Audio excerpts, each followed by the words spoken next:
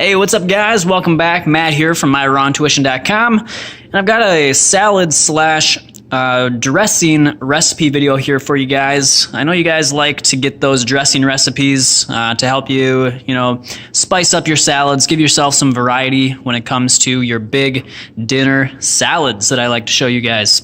So I've got about 2 big heads of romaine, and I've got 3 big tomatoes, about 5 or 6 stalks of celery, and then this delicious creamy dressing. So, if you want to make the dressing, it is a sweet tahini dressing, that's what I'm calling it. 3 tablespoons tahini, 2 tablespoons lemon juice, 1 clove garlic, 2 medjool dates, and 1/2 cup water.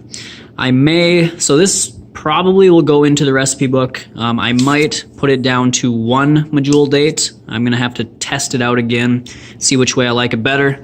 But you guys can kind of tinker with it as well, see how you like, get your own preferences in there and adjust any of the recipe or the ingredients as you wish.